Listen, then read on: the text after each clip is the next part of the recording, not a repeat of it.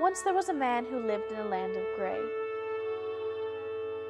It was a land of monotonous dealings, where everyone strived to look like someone else, and where no man was himself and no woman was herself.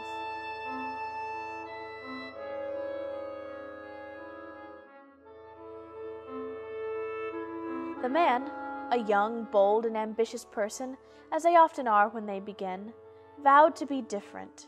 He vowed not to conform. So it was with great effort that the nonconformist worked against the tide of gray.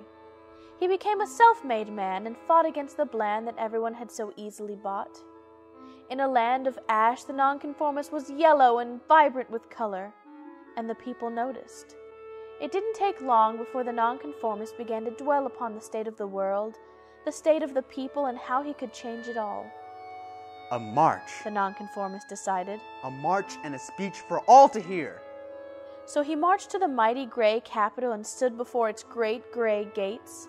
He stood on a box to rise above the colorless ground and began to shout, "Do not conform! Hear what I say. Do not conform.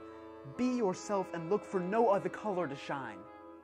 The nonconformist yelled and yelled, cried and cried, but the great gray gates did not even quiver, and the gray people inside the gray building stood unafraid of the ramblings of the nonconformist. But he was not in despair. His cries rang out again, his voice carried across the gray land and into town, and again the people noticed. They came slowly at first, but soon grew to a great number.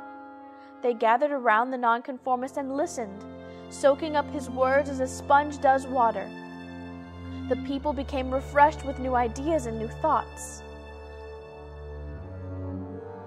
One by one, the group began to shine, each yellow luster a stark contrast to the gray world.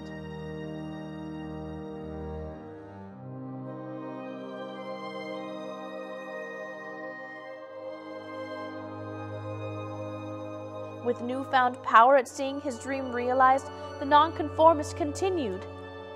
"Do not conform!" yelled the nonconformist. "Do not conform!" echoed the crowd. The words reverberated throughout the world, and the gray gate shook with such a noise.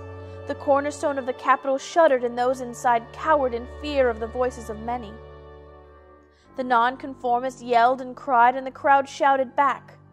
Their shouts echoed and grew until the voice of the nonconformist was lost amongst the noise of the crowd, and his yellow glow was drowned out by the shining brilliance of everyone.